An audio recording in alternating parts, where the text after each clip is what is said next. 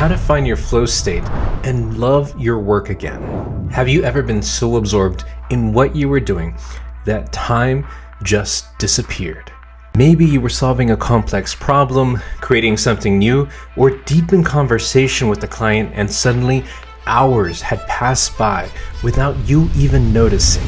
That is flow state, and today I'm going to show you exactly how to find it and use it to transform your work life. Not just theory, but the exact techniques my private clients use to find the work that they love. Hi there. For those just joining our career transformation journey, I'm Csikszentmihalyi, and I help professionals like you find work that lights them up while making a great living. This is video number 4 in our Career Roadmap series, and today I'm opening up my coaching playbook to share something special. A framework from my workbook that usually only my private clients see. Here's exactly what you'll learn today. First, we'll learn about the science of getting into your peak performance state. Second, how to identify your personal flow triggers. And third, 3 practical strategies to bring more flow into your current job starting tomorrow. And if you stay until the end, I'm giving away a free tool to help you map your own flow state activities. I want to be sure to cite my sources. Flow, The Psychology of Optimal Experience. This book.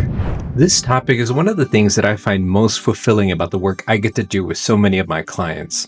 Flow state has been like this dream that people think is unattainable for anyone that's not a creative.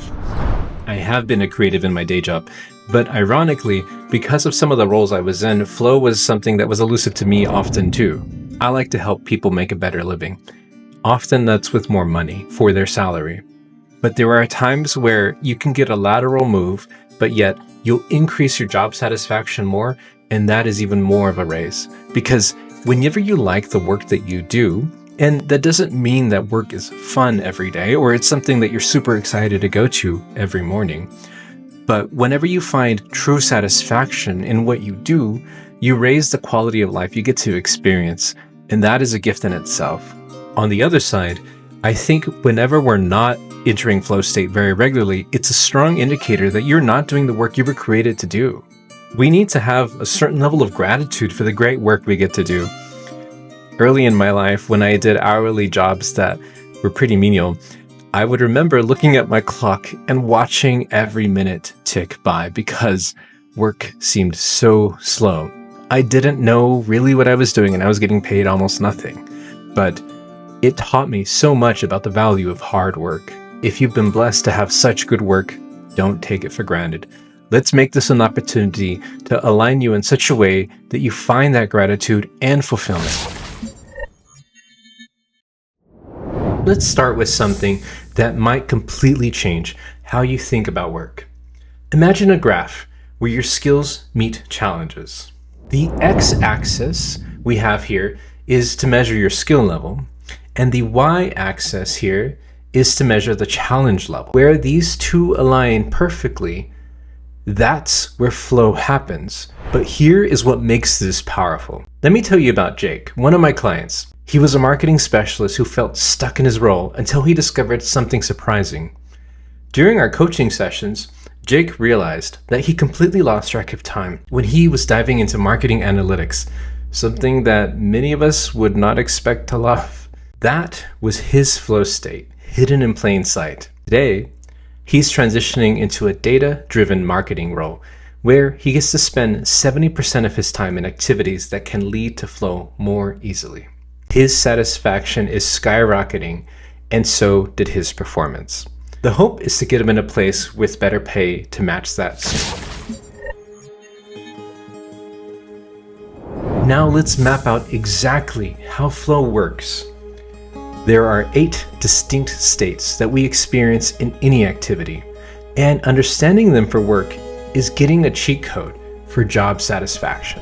First, we'll start with flow state, the sweet spot. This is where magic happens. Your skills and the challenge are perfectly matched. Time disappears, you're fully focused, and work feels effortless yet productive. Think of an athlete in the zone or artists lost in their work. Just above flow, we have arousal. Where the challenge level is slightly higher than your ability, you may feel excited, motivated, or even a bit nervous. This is a growth area. As you're stretched to learn and improve, arousal is where learning happens, and it's often the sweet spot for taking on new responsibilities or projects. For example, think of the first time you took on a new skill or project where the challenge was inspiring enough to keep you on your toes. Next, we have control, high ability, and moderate challenge. Below flow is the control state. Here, you're competent and in command, handling tasks with ease. While this can feel productive, it's not as immersive as flow. Tasks that fall into this category can be satisfying, but over time, if the challenge doesn't increase, it may start to feel repetitive. Think of a project you know inside and out, but don't feel particularly excited about anymore. Moving to the left, relaxation happens when your ability is a bit higher than the challenge. Here, tasks are easy and you feel comfortable, but there's not much growth or even excitement. This can be a healthy balance in small doses, maybe after a big project, but too much relaxation can lead to stagnation. Below relaxation, we hit boredom, which occurs when your skill level is high, but the challenge is very low. You're overqualified for the task, and there's minimal engagement. Over time, boredom can lead to frustration and even burnout because you feel underutilized. An example might be an experienced professional handling repetitive tasks with little opportunity for innovation or challenge. I will admit that many times people end up in this situation because their skills have grown so fast, but the role hasn't been able to keep up with them. That's when they come to me. If you're here, this is a really good time to start talking about coaching and getting you in a new role. At the very bottom left is apathy, where both skill and challenge levels are low. This state is marked by disengagement, often because the work feels neither challenging nor fulfilling. Apathy can sometimes stem from doing work that doesn't align with your strengths or interests. You're likely to feel detached or indifferent here. I can't emphasize enough how dangerous of a place this is to be. If you're stuck here, you should change work as fast as possible, whether it's a role or organization. The only exception I can think of is if you're handling multiple jobs at once and you need one of your roles to be less demanding. On the lower right, we find worry, which appears when the challenge level is moderate, but your skill level is relatively low. In this state, you might feel nervous or insecure about handling tasks because you're still building the abilities. This can happen when you're in a new role or learning a new skill. If you can boost your skills, you may transition from worry to arousal or even flow. Being in this state is not necessarily a bad thing. In fact, it's a natural progression in trying something new. If you don't experience this, maybe the next step that you took wasn't big enough. Above worry, at the top is anxiety. Here, the challenge level far exceeds your ability. It will create a stressful and overwhelming experience. You might feel out of your depth, and this can lead to frustration and disengagement or discouragement. Imagine being asked to complete a project with little to no experience and no support. That's anxiety in action, and if you find yourself here too often, it may be helpful to seek training, mentorship, or any other support to build your skills. The benefit of being in this area is that skills are things that you can learn.